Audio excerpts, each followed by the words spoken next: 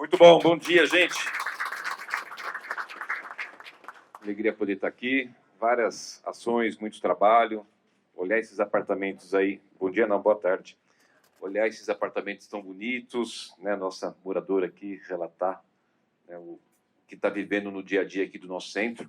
E a gente, além de poder participar aqui junto com as CITAS, com os empreendedores desse prédio, de mais um prédio requalificado, e ainda poder fazer o lançamento aqui do terceiro edital, né? Foram 100 milhões, o segundo edital mais 100 milhões, esse terceiro edital 200 milhões, deixa a gente feliz. E quando você toma uma iniciativa tão arrojada, a gente fica com medo danado, né, de saber se esse negócio vai dar certo, não vai dar certo, vai micar, e graças a Deus deu certo, está dando super certo, muita gente torcendo contra, achando que não ia dar, e a gente lá, persistindo, né?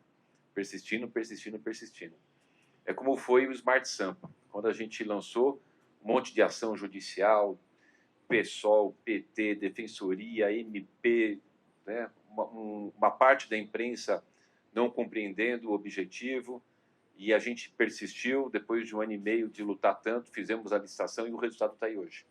Essa semana a gente bateu 1.000 foragidos da justiça presos, quer dizer, pessoas de alta periculosidade, no meio da sociedade, onde deveriam estar, onde eles foram colocados graças ao Smart Sampa. Então a gente vai trabalhando e persistindo com muitas inovações, né, Beth? E a Beth agora quer que eu derrube o minhocão de qualquer jeito. Eu não sei se esse negócio vai dar certo, vamos ver. Ah lá, já escutei um não ali, ó. Estou vendo um não ali. Uns sim, outros não.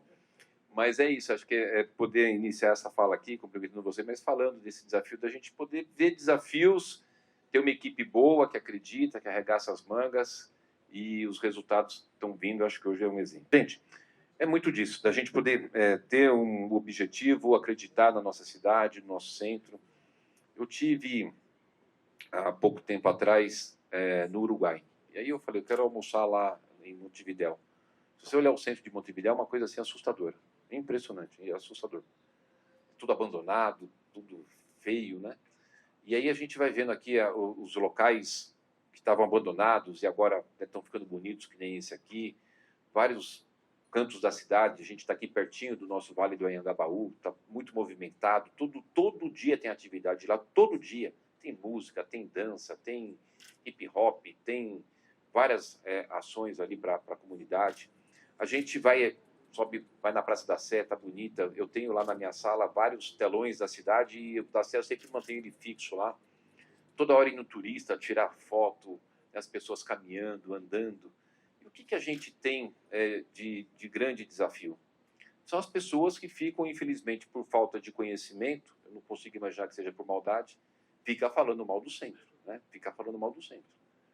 E a gente tem que fazer ao contrário, falar não é assim, né? A gente tem um centro bonito, um centro bacana, um centro pujante, um centro que está gerando emprego e renda. Dias atrás eu recebi o presidente da Associação Comercial de São Paulo, estava me contando da quantidade de comércios que estão vindo, né? Estão se instalando, estão vindo investir no centro, a quantidade de empreendimentos que estão cadastrando lá na nossa secretaria para poder construir, para poder requalificar.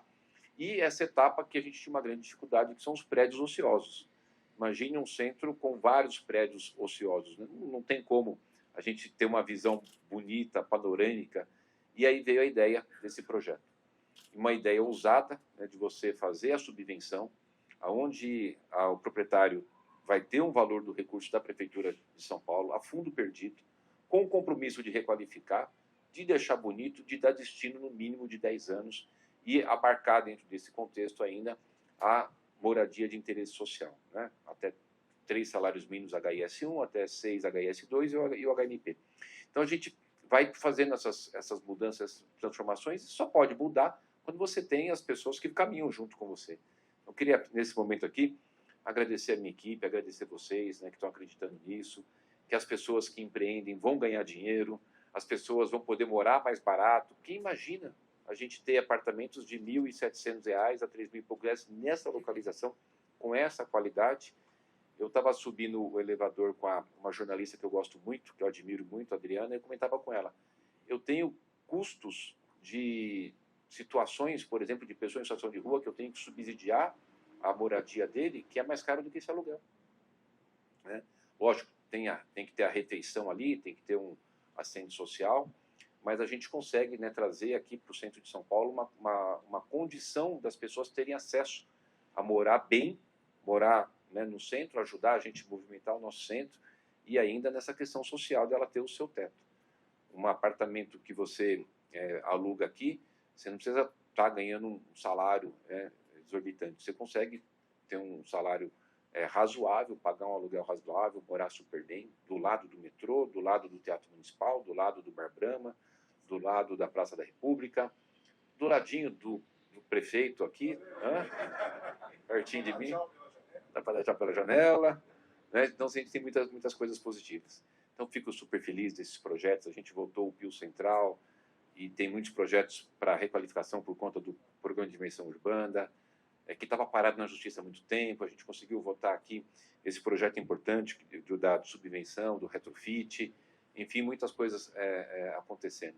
A nossa virada cultural vai ter aqui no Anhangabaú, vários eventos. Então, é isso que a gente precisa, de acreditar, de coordenar. E só para concluir a minha fala, que eu acho que é importante, eu estou procurando, quando eu tenho oportunidade de citar isso, que é a questão da saúde financeira da cidade. Né? Assim, se vocês me permitirem, só poder compartilhar é importante. Você não coloca, nesse caso já é o terceiro, 400 milhões de reais de subvenção, se você não tem a saúde da cidade em dia, a saúde financeira da cidade em dia. A gente não conseguiria hoje estar com todas as crianças com vaga de creche se não fosse porque abrimos muitas creches. A gente não estaria hoje com o nosso funcionário público, apesar de que estão já querendo fazer greve, com a valorização que nós demos, os professores, 45% de aumento na carreira inicial, nesses últimos 4 anos que eu estou, por uma inflação de 25%. Nossa policial municipal, a carreira inicial, 72% de correção. Quer dizer, a gente foi fazendo a recuperação salarial, falta, lógico, mas ninguém fez o que eu fiz nesses 4 anos. A obra que a gente está fazendo, nós estamos batendo um recorde de investimento. Nós estamos batendo um recorde de investimento. A cidade de São Paulo está com uma quantidade grande de obras. Eu entreguei mais de 8 mil obras nesse primeiro mandato e a gente vai continuar fazendo isso. A gente poder ter inaugurado o nosso primeiro grande centro TEA dentro do conceito que a gente colocou de cuidar também dos familiares das pessoas com transtorno do espectro autista. A gente poder, hoje, estar fazendo um programa maravilhoso dos mananciais, recuperando os mananciais, tirando os barracos da beira dos córregos, construindo habitação, entregando habitação, requalificando os nossos mananciais. Enfim, muitas ações que a gente está conseguindo desenvolver, porque a gente conseguiu ajustar as finanças da cidade e poder fazer aporte desses investimentos.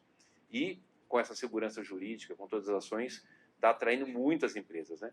Só para vocês terem uma ideia, nós trouxemos nesses últimos 4 anos mais de 70 mil empresas que estavam em outros estados e municípios e mudaram para São Paulo. E mais de 700 mil empresas abriram novas na cidade de São Paulo. E hoje a gente tem o menor índice de desemprego desde a série histórica, 5,8%. E vamos caminhar para poder melhorar ainda mais. E hoje, com muitos setores querendo empregar as pessoas e não tem pessoas para completar as vagas. Eu recebi, Beth, o presidente da Associação Paulista de Supermercados, dias atrás. Nós temos 7.500 supermercados na cidade de São Paulo. Nós estamos com 9 mil vagas no setor de mercados e não tem pessoas para preencher as vagas. Olha que coisa, né, impressionante. E não é diferente em outras áreas, né, na área da construção civil. Então, acho que é isso, a cidade que vai evoluindo com oportunidade para as pessoas, e as pessoas empregadas podem alugar aqui, podem movimentar o comércio. A gente tem falado muito disso, de ser a cidade da oportunidade. É aquilo que eu trago muito na minha memória, quando eu morava no Parque Santo Antônio, lá na periferia do sul da Zona Sul, e muitos dos meus amigos acabaram indo para alguns outros caminhos, de drogas ou de criminalidade, morreram em troca de tiro com polícia, mas alguns tiveram a persuasão e abraçar as oportunidades. Eu sou um caso, eu sou um deles, que hoje sou prefeito da maior cidade da América Latina, porque eu tive oportunidade. E é isso que a gente vai trabalhar todos os dias, eu falo para a minha equipe, para a gente poder dar oportunidade para os nossos jovens. E quando eu vejo a sua empresa com tantos jovens, e você jovem, você não deve ter mais de 25 anos. É isso, mas eu sabia. A gente poder ter nessas oportunidades é o que a gente vai fazendo a nossa cidade cada dia melhor. Então, muito obrigado a vocês por acreditar no projeto, por caminharmos juntos. Da nossa parte não vai faltar dedicação, força de vontade, lealdade ao amor verdadeiro pela nossa cidade, né? E eu espero que durante esses 4 anos eu possa, junto com vocês, estar comemorando e tendo muitos momentos igual esse. Já para dizer que eu não sou candidato a governador, já vocês entenderam, né? Muitos momentos como esse, para que a gente vá melhorando cada dia mais e cada vez mais a qualidade de vida das pessoas. Obrigado, um abraço a todos. Boa tarde. Hoje a gente faz aqui o lançamento do nosso terceiro edital de chamamento de subvenção de retrofit aqui para o centro da cidade. Nós fizemos o primeiro chamamento com 100 milhões de reais, o segundo com 100, esse terceiro de 200 milhões de reais. Isso possibilita que prédios ociosos possam receber uma subvenção da Prefeitura de São Paulo, se comprometendo a retrofitar esse prédio e dar uma destinação de no mínimo 10 anos, que com esse objetivo a gente tem esses prédios que não teriam outra alternativa, a não ser ficar lá deteriorado e deixando feio o nosso centro, sem nenhuma atividade, poder passar a ter atividade, deixar o centro mais bonito, deixar com que a gente atinja a nossa meta de trazer 200 mil moradores para o centro de São Paulo.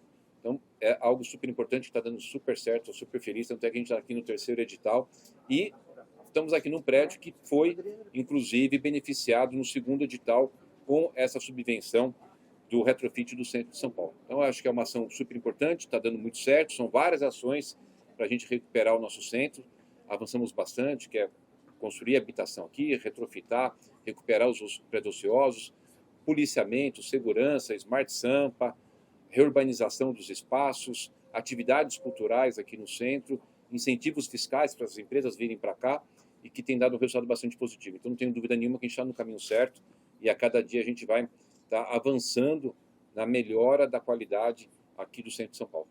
Adriana. Prefeito, quais são as subvenções dadas pela Prefeitura? É a isenção de PTU, ISS da obra? E também como é que vocês vão fiscalizar que esse atendimento durante 10 anos se dê nessa faixa de renda? No caso da subvenção, a gente entra com até 25% do valor da reforma a fundo perdido.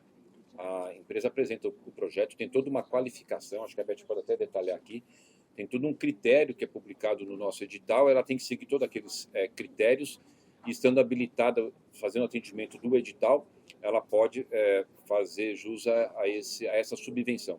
Então, é a fundo perdido, é realmente para poder pegar esses prédios que estão abandonados. A gente não teria outra forma para poder requalificar esses prédios, tornar esses prédios feios, né, atrativos e sendo funcionais sem fazer essas ações.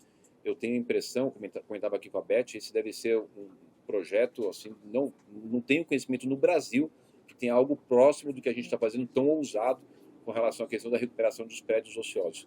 Aí a Beth quiser complementar, Beth, os outros dados, quais são os critérios? No programa Requalifica, que é além da subvenção, aí você tem isenção de taxas, PTU, taxas de transferência, uma série de taxas por um período bastante longo. E como fiscaliza quem vai morar, se está na faixa de renda, ou não existe isso? Os responsáveis pelo aluguel devem cumprir os ditames da prefeitura. Então, nesse caso, são até 6 salários mínimos. Se checa lá a renda da família, tudo isso. Estevão. Perfeito. Essa é uma ação que dá para dizer que é, claro, de revitalização do centro, tem avançado. O que mais a gente pode encontrar para que essa área também melhore nos próximos anos? Olha, Estevão, a gente está fazendo, por exemplo, a reforma de todo o calçadão do Triângulo Histórico. São 23 calçadões, 63 milhões de investimento. É onde tem a Pedra Portuguesa que esses babacas do PSOL falaram que eu tinha colocado a placa do prisômetro em cima da Pedra Portuguesa, que está sendo tudo trocado, está sendo tudo substituído. Então a gente vai fazer lá. Estou lançando agora o edital aqui, aliás, estou concluindo a licitação, já foi feita a licitação, concluindo esse processo da requalificação do quadrilátero da República, são 14 calçadões. A gente tem o projeto de lei do PIL Central, que tem uma série de incentivos para você fazer ali reformas, para você fazer a via rápida dos licenciamentos, tanto aqui do retrofit como do PIL Central. Tem um canal junto à Secretaria de Licenciamento, que dá agilidade para esse processo, a redução de impostos para várias atividades aqui na região central, a requalificação das nossas praças e os avanços que a gente vai continuar tendo, como, por exemplo, o governo do estado, o Tarcísio, está fazendo esse projeto importante de ter a sede administrativa do governo do estado aqui no centro. Nós vamos lançar agora a PPP do Parque Dom Pedro. Vamos lançar para fazer a PPP da Esplanada da Liberdade. Ou seja, tem muitas ações que a gente está desenvolvendo aqui, né? Além de ter uma zeladoria constante, um trabalho muito profundo com relação às pessoas em situação de rua que tínhamos e que hoje o número, né, dá para ver muito claramente, é muito menor. Eu tinha 14 mil vagas de acolhimento, hoje eu tenho 29 mil vagas de acolhimento às pessoas em situação de rua. Um trabalho muito forte nas áreas de ensino aberta de uso, que a gente tinha 4 mil usuários em 2016, hoje não passam de 200, né? Enfim, um conjunto de ações em várias áreas, mas em especial eu te citaria que é a questão da segurança, né? O centro de São Paulo hoje está num outro patamar de segurança, que possibilitou a gente poder atrair muitos investidores. Se aqui tivesse uma área insegura, eu não conseguiria atrair parceiros para poder fazer parte desses editais, para poder fazer parte desses programas da Prefeitura de São Paulo. Então a gente focou muito na segurança. As pessoas têm falado, inclusive, muito que eu tenho falado tanto de segurança, né? Que talvez seria porque eu quero ser candidato a governador. Mas a segurança, ela tem toda uma questão e um contexto de vários projetos nossos. Para eu ter melhora na qualidade de educação, eu preciso ter uma escola segura. Para eu poder atrair investidores para a cidade de São Paulo, para o centro de São Paulo e para toda a cidade, eu preciso ter uma cidade segura. Para eu ter turistas na cidade, eu preciso ter uma cidade segura. Então a questão da segurança está intrinsecamente ligada a várias questões que a gente tem desenvolvido para tornar a cidade de São Paulo cada dia mais uma cidade segura. 2030 e, deixa eu ver, vai terminar o mandato do Tarcísio em 26. Vai 30, 30. 2030 pode ser. Aberto. Aberto. Se vocês me apoiarem, né? Camila, por favor. Prefeito, queria pedir licença para falar sobre um outro assunto, a respeito da paralisação dos professores. Queria saber como a prefeitura está acompanhando, se a justiça até determinou que as escolas trabalhassem ali com efetivo de 70%, e se tem possibilidade de atender essa demanda, de aumentar o reajuste que eles dizem que não está dentro da inflação. Não, está dentro da inflação. A única coisa que a gente fez é uma divisão, como todo governo fez. Todo governo sempre fez isso. Quem está fazendo pela primeira vez sou eu. Eu não fiz isso até agora eu estou fazendo, mas todo governo fez. Sempre parcelou as correções, né? Todos fizeram. Agora, o que é importante a gente falar da educação, que eu tenho 70 mil professores. Mais de 50% dos meus 70 mil professores ganham mais de R$ 7.300. Mais de 50%. O meu piso é 14% superior ao piso nacional. É de R$ 5.530. Eu dei um aumento de 45% para os professores, para uma inflação de 25%. Eu criei algumas questões para a gente poder melhorar a nossa... combater a evasão escolar, que evidentemente trouxe benefício financeiro para os professores, né? Como, por exemplo, o valor que a gente paga para os professores que estão nas escolas muito distantes da periferia, que é de permanência. Então, tem uma série de ações que a gente desenvolveu, como, por exemplo, o prêmio, que foi de R$ 7.300 no ano passado, que é como se fosse um 14º salário. Ou seja, é razoável fazer essas manifestações e paralisações que eles fizeram se a data base é em maio? Não é razoável. Evidentemente, não são todos. Graças a Deus, a maioria dos professores são responsáveis, mas, infelizmente, a gente tem uma minoria que está lá para fazer liderança ideológica partidária. Infelizmente, é isso. Um setor que eu tenho só nesse setor 5 sindicatos, né? Você imagina a quantidade de diálogo que eu tenho que ter. Um setor, que é a educação, eu tenho 5 sindicatos.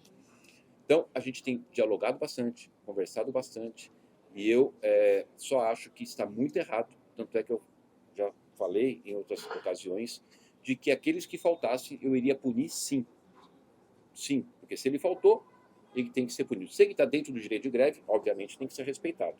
Agora, o que estava acontecendo até então? Eles fazendo manifestações e paralisações do nada. Pegavam várias escolas, não vai ter aula hoje, porque nós vamos fazer uma manifestação. Ué, se a data base é maio, a gente estava em negociação, então você percebe que ele foge do objetivo que é o objetivo e o direito legítimo de qualquer trabalhador de requerer melhor condição de trabalho, de requerer melhor salário.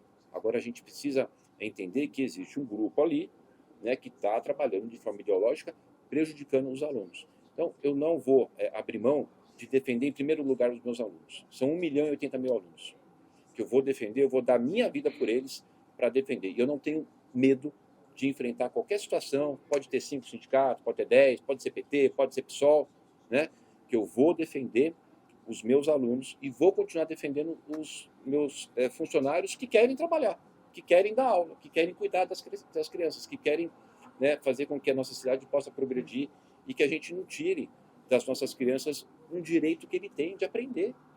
Ele tem o direito de aprender. Né? Então, a gente precisa ter essa responsabilidade. Então, eu estou muito tranquilo porque eu fui o prefeito que mais fez a valorização. A gente hoje tem um piso nacional, um piso do professor maior do que o piso nacional. Foi eu que dei 45% para uma inflação de 25% e vou dar, sempre que for possível, as condições de melhora da qualidade do ensino. Mas eu não vou aceitar que um grupinho pequenininho fique fazendo um barulho danado. Por isso que eu entrei na justiça e o juiz deu no mesmo dia para a Prefeitura de São Paulo de que eles tenham que manter pelo menos 70% dos alunos nas escolas. Desculpa ter estendido, que esse é um assunto muito delicado. Ok, Guilherme da Band. Prefeito, boa tarde, tudo bem? O senhor falou no público aqui de entraves judiciais e no início dessa semana o Tribunal de Contas do município realizou uma mesa técnica com representantes das concessionárias de serviço funerário. De acordo com o TCM, várias irregularidades foram encontradas, não só na zeladoria, mas também cobrança de taxa. Eu queria que o senhor falasse um pouquinho sobre esse movimento do TCM e se a Prefeitura está junto nessa. Não, sempre junto, Guilherme. Nós não temos compromisso com erro nenhum. Mas é importante a gente ressaltar que o serviço funerário, e é até um pouco forte e pesado o prefeito falar isso, mas eu preciso ter, como eu sempre tive, muita transparência com vocês. O serviço funerário de São Paulo era o pior serviço e o mais corrupto serviço que existia. É uma coisa absurda. O nível que a gente escutava de coisas de corrupção, de grupos que faziam serviços e papa defunto e aquelas coisas horríveis. Era o pior serviço. Todos os cemitérios que você entrasse, os 22, horríveis. As agências do serviço funerário, horrível, uma coisa assustadora. O que a gente precisa fazer? Trazer uma qualidade para esse tipo de serviço, porque as pessoas têm esse direito. E a gente encontrou de fazer a concessão que já estavam tentando fazer há muito tempo e não conseguiam. Então a gente modelou, foi um sucesso do ponto de vista de ter os participantes, 700 milhões de ortoca fixa, e o compromisso dos investimentos na reforma das agências funerárias, na reforma dos 22 cemitérios. Agora, lógico, é um serviço que a gente fez agora a concessão, tem pouco tempo, não tem muito tempo. Existe um prazo até 2028 para eles entregarem todos os cemitérios reformados. Fazer reforma de cemitério é um negócio complexo, né? Porque você tem lá ossadas, tem pessoas que abandonaram ali o seu túmulo, você tem que notificar, não acha mais o familiar, então requer uma série de cuidados. E, como eu falava, era o pior serviço. Quando, em muitas situações, a concessionária vai lá, abrir um local para fazer uma reforma, daqui a pouco começa a aparecer osso. Não é porque eles colocaram isso lá, é porque durante anos foi feito serviços muito mal feitos, sem nenhum cuidado, sem nenhum respeito, né, aos mortos e aos familiares. E que a gente vai, junto com eles, atendendo. Agora, o que eles já sabem, e eu já deixei muito claro, para eles, quando eu fui assinar o contrato, de que na nossa administração eu não tenho um mínimo de problema de multar e de descredenciar. Se por acaso eles não cumprirem o que está em contrato, a gente vai descredenciar. É o caso da Cortel, acontece, no caso. Essa empresa que está... É uma que está sendo fiscalizada. Agora, o que acontece? A gente tem, em média, 300 óbitos, 300 enterros, 300 velórios por dia na cidade de São Paulo. Aí, às vezes, aparece 1, 2 casos, né, gera uma repercussão enorme. E a gente tem que trabalhar para que não tenha nem esse 1 ou 2. Mas só eu tenho ponderado com vocês da imprensa que existe um período de adequação, existe um período de correção dos problemas que existiam. Não é que pegou um sistema que estava funcionando e deu continuidade. Eles pegaram o pior serviço da cidade de São Paulo e o mais corrupto serviço da cidade de São Paulo. São 2 anos já, né, prefeito? 2 anos já é um bom tempo para ter avançado nisso, né? Não, sim, existem falhas, por isso que eles estão tomando multa direto. Por que o senhor colocou no plano de metas, agora no próximo plano de metas, reforma de cemitério, se essa uma das atribuições das concessionárias? Porque está previsto no contrato que eu tenho que entregar, então eu tenho que monitorar aquelas entregas que a gente se comprometeu. Então, Mas são elas que vão fazer, ou é a prefeitura? está previsto no contrato, elas vão fazer. Elas vão fazer as reformas. Então, a gente está atuando muito, muito fortemente. Eu, inclusive, coloquei um diretor lá, que é uma das pessoas que eu tenho uma grande confiança, que é o Cláudio Chefe, presidente do OAB de Santo Amaro, para você ver. Eu falei, cuida disso para mim. Né? A gente fez o concurso para ter mais fiscais nesse perregula. Temos contado aí com o apoio do Tribunal de Contas e fiscalizando, né? Fiscalizando. Outro dia eu fui de surpresa no Quarta Parada. Eu cheguei de surpresa lá no Quarta Parada. O serviço que eu vi naquele momento e com as pessoas que eu conversei, né, era algo razoável, não era algo, né, ruim. Eu vou continuar fazendo essas visitas e o Coronel Melo Araújo também está fazendo várias visitas surpresas e a gente vai, né, continuar fiscalizando. Agora, não tenho dúvida nenhuma, vocês podem gravar isso aí. Se não tiver a melhora do serviço, principalmente da Cortel, que é hoje quem mais tem reclamação, eu vou cancelar o contrato. Né? Eu vou, com certeza absoluta, cancelar. A gente tem um contrato, existe lá as suas responsabilidades e a gente vai fazer. Aí eu tenho recebido muitas ideias. Ontem alguém me deu uma ideia de colocar uma câmera nas agências para ficar filmando 24 horas. Pode ser, sei lá, depende. Pode ser que seja mais. Quem que deu essa ideia? Não foi você? Não. Quem que deu essa ideia ontem? Ou seja, quem foi? Foi na reunião nossa. Parou no minhocão.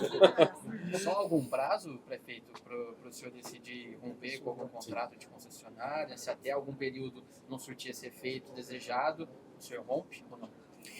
Olha, a gente tem que sempre seguir o contrato, né? O que acontece é o seguinte, o que eu estou falando? Se não tiver o cumprimento do contrato, comigo não vai ter outra alternativa a não ser o rompimento. O que eu queria passar para vocês é o seguinte, ainda temos problemas, mas hoje, eu sei que a lide vai ser essa, né? Tem hora que também vocês são maldosos comigo, mas o serviço está melhor do que estava. Isso é inegável, o serviço está melhor. Precisa melhorar? Precisa melhorar. Mas hoje a gente tem um serviço melhor do que era antes. Hoje você tem condições de entrar numa agência e ser atendido com dignidade. Né? Hoje a gente ainda tem problemas nos cemitérios por conta de que eles têm um prazo até 2028 para fazerem os investimentos, que são de 2 bilhões de reais. Hoje tem veículo para fazer o transporte dos corpos. A gente tinha dificuldade de veículo. Então a gente ainda tem muitas ações para fazer, tem que melhorar bastante. E tem algo assim que às vezes a gente precisa tentar achar como é que melhora, que é a comercialização. O que diz o contrato de concessão que eu fiz questão de colocar? De que o preço de 2019 teriam que ser o mesmo valor na concessão, que teriam praticamente o valor, com as 5 opções e que ainda incluiria 25% de desconto no velório e enterro social, mantendo-se todas as gratuidades para quem está no CAD único, né? E inclusive possibilitando a cremação, que a gente colocou, do gratuito, serviço gratuito. Então, foi feito isso. O preço é o mesmo de 2019, obviamente teve correção de inflação, 4, alguma coisa que foi a inflação, 25% de desconto do social e gratuito para quem está no CAD único. O que às vezes tem acontecido? Alguma pessoa oferece o serviço que não é das concessionárias, e aí acaba contratando o serviço da concessionária. E a pessoa fala, olha, eu paguei tanto. Ou de alguma informação desencontrada. Constantemente aparece isso, né? Uma televisão famosa. Então, pessoas estão terceirizando o serviço das concessionárias. De 300 enterros que acontecem por dia, né, às vezes tem acontecido 1 ou 2 casos que acaba alguém oferecendo o serviço às pessoas sendo enganadas. Então, eu preciso fazer mais, contar com o apoio de vocês, de falar para as pessoas, quando forem contratar o serviço funerário, contratarem diretamente das concessionárias e que utilizem as tabelas colocadas à disposição. Agora, pode ser que você vá lá e não queira usar um dos serviços colocados nos 5 pacotes. Que você queira contratar um outro serviço. Aí você que vai contratar. Pra você ter ideia, eu ia falar aqui, uma grande TV aqui do nosso país fez uma matéria e disse, olha, a pessoa que é pobre pagou 500 não sei quantos reais. Só que ela contratou uma coroa de flores por 300. Aí é óbvio, gente. Então, até queria pedir para vocês, quando for fazer a matéria, faça, que vocês me ajudam a identificar erros. Mas checa direitinho, porque depois que solta, para corrigir, essas coisas é que nem quando você pega um papel desse aqui, pica em 1000 pedacinhos, sobe no prédio e solta no ar. Você não recupera mais. Não recupera. Aí fica essa sensação de que é uma coisa de um jeito que não é. Né? Não estou falando que não tem problema. Mas, por exemplo, esse caso que a Rede Globo fez, a mulher colocou uma coroa de flor de 300 reais. É lógico que o serviço vai ficar diferente do tamanho. Ela pode comprar, não tem problema, de 300, de 100, de 500 reais, né?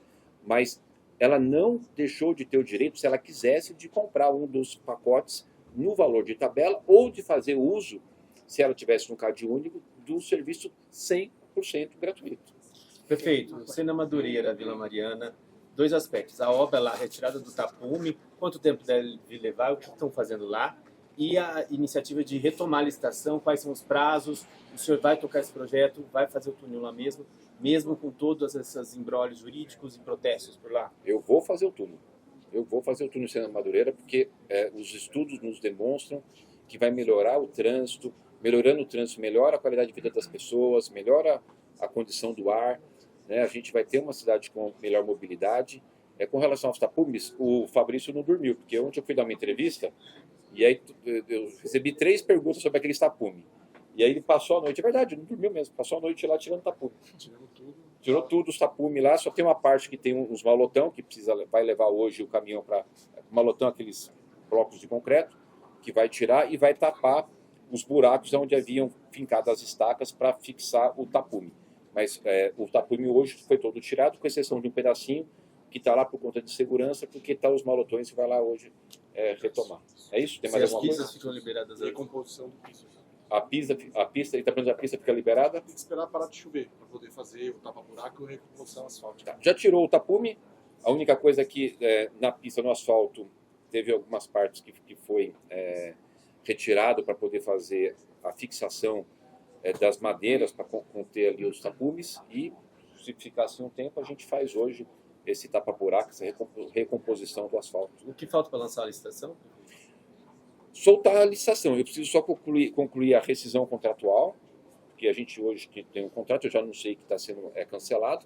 Então existe a questão de termos jurídicos ali, de fazer essa rescisão, e eu devo soltar durante o mês de maio, estou soltando a nova licitação.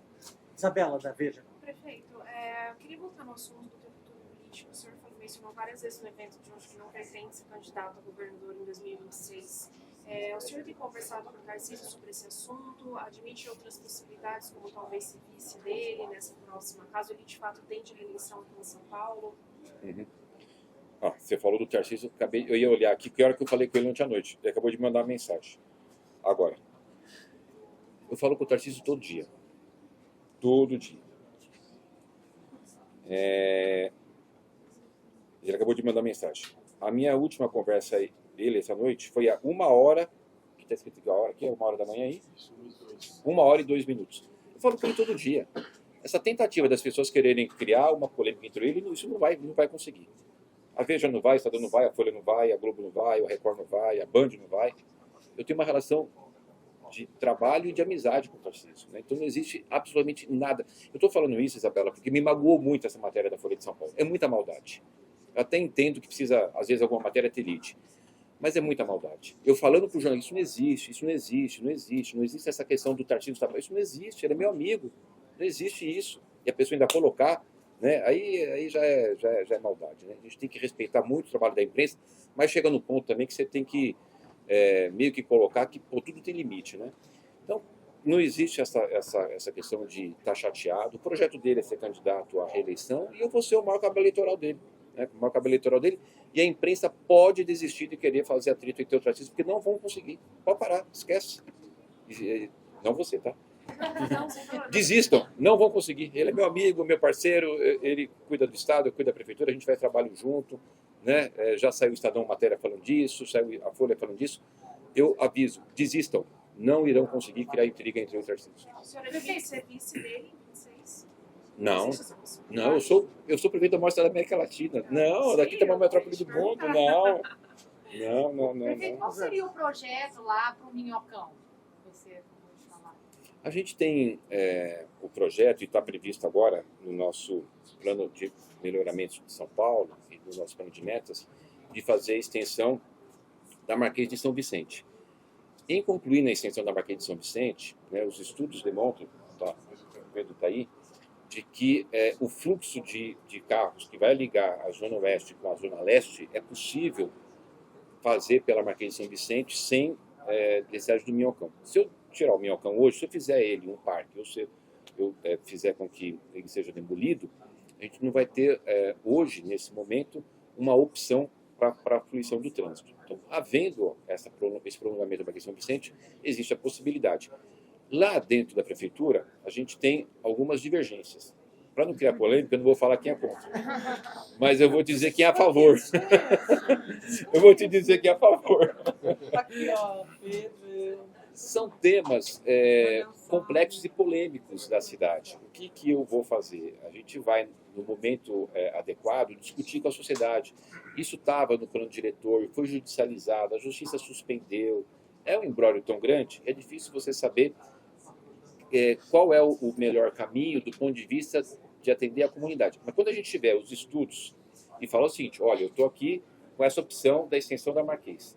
Os estudos da CT demonstram que aqui a gente vai ter... Aqui, quando a gente mostrar para a sociedade, vai ficar melhor para ela decidir. Porque se eu perguntar hoje só, para você, Osana, você é contra ou a favor? Você não tem elementos para tomar a sua decisão da forma mais correta e coerente. Porque você não tem elementos, né? Você vai simplesmente expressar uma questão emocional. Agora, se eu falar para você, olha, eu tenho essa opção de fazer ali um parque, eu tenho essa opção de demolir, se eu demolir vai acontecer isso, né? Então, quando a gente tiver os elementos e colocar para a sociedade, é o melhor momento. Está em estudo. Se a gente perguntar aqui, eu falei, alguém aqui já começou a fazer assim. Olha lá. Quem corre no Minhocão? Eu queria saber por que desativar, assim, por que não pode ser mais uma segunda opção de fluxo de pessoas, assim, já que o trânsito é tão intenso? Que essa é a minha dúvida. Então, porque ali os moradores, eles reclamam muito que os carros passam muito próximo das janelas e gera uma incomodidade e poluição. E que embaixo é horrível também. Prefeito, o senhor vai viajar para a Ásia agora, cerca de 10 dias. O que o senhor pretende fazer lá? Como que fica a cidade a primeira vez que o Coronel Mello vai assumir, né, interinamente como prefeito? Se o senhor confia e está tudo certo para ele? Lógico, não aceitava ele ser meu vice, não. Rapaz, eu tinha 12 caras que queriam ser meu vice, 12. Aí eu tira isso, tira aquele.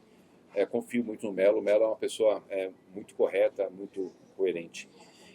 Na Ásia, eu tenho uma agenda bastante intensa. Nós vamos ter lá um encontro com investidores, para participar lá de um evento de investidores. Eu tenho uma visita numa empresa que tem um mecanismo de carregamento de ônibus elétricos sem depender da ligação da distribuidora, né, no caso aqui da Enel. A gente vai estar visitando o banco chinês, que vão estar aportando $100 milhões para a aquisição de ônibus elétricos. Eu vou visitar uma URI lá, que é um sistema de tratamento de resíduos sólidos também. A gente tem também uma agenda, me ajuda aí, tanta agenda que eu nem lembro mais. Japão e China. Tem uma ação com aquele banco japonês que é o JICA, para que a gente possa ter aqui cursos profissionalizantes para quem quiser trabalhar ou empreender na área de inteligência artificial, oportunidade para os jovens, isso é uma coisa fundamental que a gente vai trazer. Eu vou estar visitando lá as empresas de tecnologia, as maiores empresas de tecnologia de inteligência artificial. Então a gente vai focar muito nessa agenda de trazer negócios para a cidade, fazer uma apresentação da cidade para investidores, verificar a questão de tecnologia, de inteligência artificial, principalmente na área de segurança, da área de mobilidade, né, que é essa questão dos ônibus elétricos. Vou visitar lá um local que produz o biometano, são um dos maiores locais de produção de biometano do mundo. É na China ou no Japão? Eu acho que é na China. Porque a gente vai começar a fazer aqui a utilização de biometano no transporte. Eu já estou fazendo biometano na substituição dos caminhões que fazem a coleta de lixo. Então a gente vai visitar lá um local de produção de gás biometano e também o banco chinês que vai aportar 100 milhões de dólares para a aquisição de ônibus elétricos. Ok, gente, obrigado, hein, pessoal. Ônibus elétricos, o senhor chegou a estudar a possibilidade de fazer, em vez do VLT, fazer esse trajeto com ônibus elétricos? Olha, nesse caso não é possível, porque ele pega dentro dos calçadões do centro, né? Então a equipe técnica que foi liderada pelo Pedro achou melhor fazer o VLT. Não sei se você quer responder com mais detalhes. Bem aqui, ó.